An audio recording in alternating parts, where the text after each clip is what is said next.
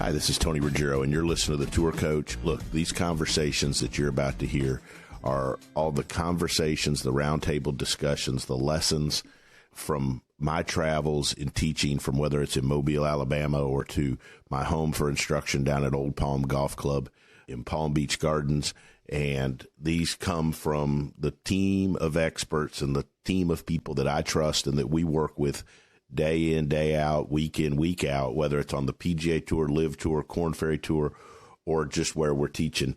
I hope you like what you listen to. We appreciate all the support, and I'm sure you've noticed we're putting out more and more content as the game of instruction has changed and more people want more access to more info, more content. We've decided to get with the program, and I've made a concerted effort to really try to provide you what I believe is the best information and really good information and access to really good help for your game. So I hope you like listening to the Tour Coach. And just like we did for Augusta, folks, from now through the end of the PGA Championship, I'm going to give away a set of Srixon irons, 6 dozen balls, and 6 gloves to a lucky winner. We're going to also give away a Vineyard Vines Prize Pack as well as a Bushnell Mini Wingman. So 3 winners this time for our PGA Championship giveaway. What do you have to do? You have to go to our YouTube channel. That's DewSweeper TV, and watch some of the new Pro Work episode. Go on the Pro Work episode that has just been released. You'll see it right there. And comment, hashtag Pro Work, hashtag DewSweeper TV, any of those in the comment section. Please share, please like. We love doing this. We love growing the content. We hope you enjoy it. For a chance to win, set of Srixon irons, 6 dozen balls, 6 dozen gloves, a Vineyard Vines Prize Pack, or a Bushnell Mini Wingman, go to YouTube, DewSweeper TV, find the new Pro Work episode, like it, share it, and comment hashtag Pro Work, hashtag DewSweeper TV. Any of those will get you entered, and we're going to draw the Monday after the PGA Championship. Hope you love and enjoy this. Hope your game gets better. And don't forget, none of this would be possible without Mitch McConnell, McConnell Automotive, and Buick GMC, Vineyard Vines, Bushnell, Srixon Golf, and all of our family and friends. So enjoy the Tour Coach. Keep working at the game. It's the best out there, and we'll keep trying to bring you the best information.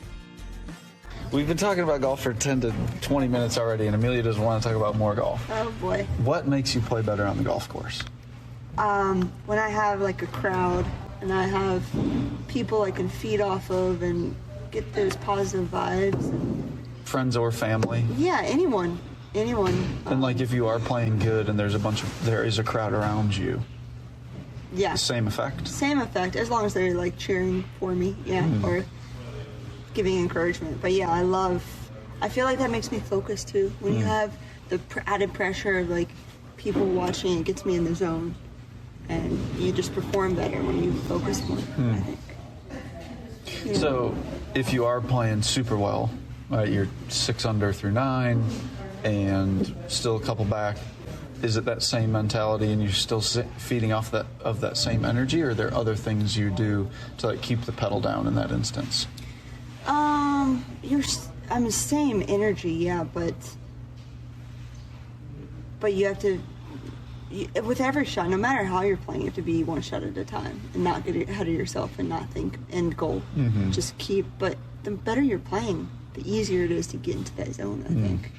So what do you do when you're not playing good to get into the zone and you don't have people around? Or you're hitting it right, or you're not putting good, or... Yeah, I give myself a little pep talk. Sometimes I almost try and feel like I'm the underdog then. It's like gives me extra motivation, like to show these people or show my competitors, like, no, like I deserve to be good. I am good. And it gives me that little fire and like kick in the butt. And then I just constantly remember to breathe because I feel like when I get nervous or upset, I start thinking more and I just need to calm down. So I always breathe. Thinking more about? Score or technique. Really? Or where I'm at or what I need to do, and I start pressing instead of just letting it happen. Yeah. You know? Any other triggers when you're not playing good to get yourself going? Because that's hard, right? It is hard. It is hard. I mean, I play well when I'm calm and I'm focused on my one shot I have in front of me. So I just try and calm down and honestly breathe. Like I do breathing techniques that I work on a lot. If you are not hitting it good, is there something that you go back to consistently to keep the ball in front of you and get it in the clubhouse and build momentum that way? Like a feel? Yeah, a feel or a shot or a... Like if I'm hitting it right or whatever, I'll just start playing it. Really? Yeah. I won't try and like self-correct on the course. Don't change the feel. No. Like yesterday, I was hitting a little right off the tee, so I just aimed more left. Like I wasn't trying to fight anything. Free. Free, yeah. What about short game? Short game that's what I'm trying to do right now. I'm getting too technical. I'm getting too focused on the ball and less on where I want it to land, how I want it to release, and seeing it go in the hole. So I need to do more of that. Putting? Same thing. Same thing. Same thing. I need to get more external. That's when I play my best, and that's how I get in the zone, is when I'm external. Yeah. It's a hard thing on the coach's end. A lot of times I know the direction I want to nudge someone. Yeah. Or maybe we'll call it technique, call it execution or change. Getting them to do it on the golf course is always the hardest part. Yeah. You can get them to do it on the chipping green, you can get them to do it on camera, sitting there on the range. What's been best for you to get that transfer to the golf course? I mean, obviously a lot of practice so you build the confidence, but you have to make it a habit too. And that takes reps, don't you think? And then once you get the reps in, then it's easier to put it on the course. One of the girls in the Pro-Am, I don't even know who I was following, Josh Scobie, that kicked for the Jags, was out there. Good golfer. Good golfer, yeah. Right, and we were hanging out, so I was just asking him kicking questions and whatever. And he talked about training, how he would just do it a bunch so that as soon as you get in the game, it's not thinking. Right. He said your brain's done it and you just go out there. And he said every time I'd step on the field, I wanted to go show off. Right, and he said, and I had my kick, and I would just execute. You like that voice crack in there? Okay. So, and I think I struggle getting people to that point because you're very much that way. You're very much feel, and you're very much not think, very much react. But how can I do a better job of getting you to maybe, because I think you know what we're working on, and maybe we need to fine tune our practice a little bit better. But then how do we get that to the golf course? Well, I think we did a good job out here, like with bunker shots. We started off technical, it just wasn't working for me, and then you did this thing like just splash the sand, and immediately I had that feeling, and then I used that feeling on the course this week. So, and it worked? Yeah, I had great bunker shots. So it's not thinking in practice and developing a feel in practice that you can take onto the course. So when you putt good, has there been a feel that you access more? Right, trying to correlate this to your golf swing. Yeah. Okay, so you got this feel and you're hitting it right, so you just aim a little bit left. In the past, is there something where maybe you're not putting good, or you don't see, it's not on your line, or your speed's not great, like you had just said, your touch, your feel isn't there yet, which is matching speed and line. That's what the bell rings in my head. I mean, I think right now I'm a non-linear putter, and right now I'm linear. I'm lining up putts, which is not me, and it's because I don't feel confident with my line, and I need to get away from the line. I need to get back to entry point of the hole, and I used to cut and draw putts. Really? And I need to do that. Yeah. You never told me that. I did. You told me you used to draw putts, but you didn't tell me you used to cut putts. I would do everything. I would feel it. Whoa. And I'm non-linear, like to an extreme. Oh, this is right up my alley. We can do that. So I hate lines, but I don't trust my line right now. That's why I'm lining it up. But do you not trust your line from, because we talked about it a little bit, but it's always getting the domino to fall. Is it your speed? Is it your green reading? Is it your start line? Because those all affect each other, right? You can have the right green, you can have the right read, you can have the right speed, but if you don't start it on your line, hard to trust it. I think it starts with speed, because your line depends on your speed. So I think my speed is off, so it's hard to commit to a line. Why is your speed off? Is it because of speed work, or is it because of... I feel like it's technique. I think I come up, I hit the bottom of the face.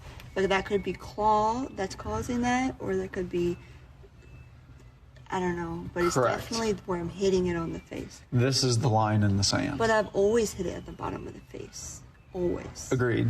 Good putter. There's a lot of good putters that do that. So if there is a technique aspect and we're drawing this line in the sand, how do we do that? And I think it's a great time, right? You should be pissed finishing top, 23 weeks in a row. Yeah. Not being it, because you're hitting it plenty good enough to win. Yeah. And then the week where you do get all the putts to fall, like Nick Taylor at the Waste Management, you're going to win by 16. Right. Okay, so how in the next couple of weeks, this podcast is going to be called Cart Barn Confessions. How good is that? I'm going to do all the podcasts down here. During a rain delay. During a rain delay at Atlantic Beach Country Club. I probably should have started with all of this. But how are we going to do that the next 2 weeks? Because you've got a 3-week break before you get back to it. And so first week you dive into it. Second week you're comfortable with it. Third week it's got to be that feel that you can repeat on the golf course. Yeah. So that's where maybe we find a feel, like you're saying, in the sand. Because we were talking, speaking into what you had mentioned, we were talking about longer bunker shots. Right. And it was just simply about throwing the sand further. Right. Was literally all I told you. And you're like, oh, I like that. Yeah. How simple can I make putting in that same aspect? Yeah. Ask me your job. All right. Fair. I told you what I need, and now we just have to figure it out. Yeah. But definitely we got to come up with a feel, and got to get away from lines. I like getting away from lines. I didn't know you used to cut putts. That's incredible. And structuring your practice, so you have feedback whether you're getting good, like getting better or not with what you're doing. Right. Cart Barn Confessions, Part 1. Thank you, Amelia.